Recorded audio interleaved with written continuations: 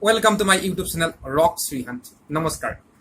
এটা চোৰৰ মৃত্যু হ'ল, এটা মোবাইল চোৰৰ মৃত্যু হ'ল। মোবাইল চোৰ কৰি পলাওতে মেটেকাৰে ভৰা পুখুৰীত পৰি তাৰ মৃত্যু হ'ল। এটা ভাল গুড নিউজ। এনেকুৱা ধৰণৰ চোৰবিলাকৰ যদি এনেকে পানিশমেণ্ট নহয় তেনেহ'লে হয়তো চোৰৰ সংখ্যা দিনে দিনে বাঢ়ি গৈ থাকিব।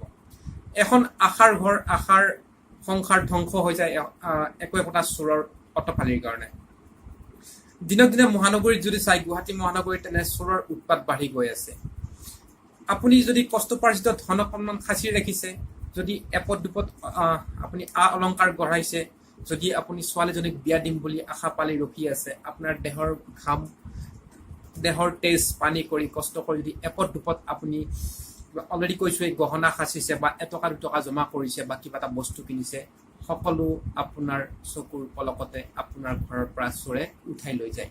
আৰু তাৰ কাৰণে আপুনি পুলিচৰ ওচৰত কমপ্লেইন কৰিলেও একো সুফল পোৱা তেনেকে দেখা নাযায়।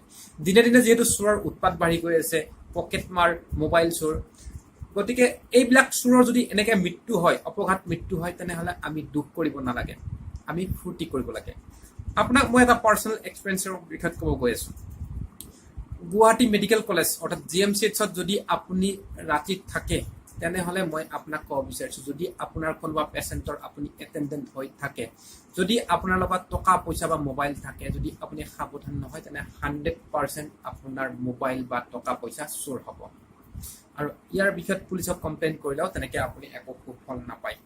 স্পেচিয়েলি যদি আপুনি ICU বা ITUত থাকে, যদি আপোনাৰ পেচেণ্টৰ যোৱা থোৱা অৱস্থা আৰু যদি আপোনাৰ পেচেণ্টৰ মৃত্যু হৈছে কিবা কাৰণ, যদি আপুনি ধৰক আপুনি ৰাতি শুই গ'ল, আপোনাৰ পেচেণ্টৰ মৃত্যু হ'ল ৰাতি আৰু সেই খবৰটো ৰাতিপুৱা জনাবৰ কাৰণে আপোনাৰ হাতত মোবাইলটো নাথাকে, যদি আপুনি অকণমান কেয়াৰলেছ হয়, কাৰণ চোৰে আপোনাৰ মোবাইলটো চুৰ কৰি লৈ যাব পাৰে।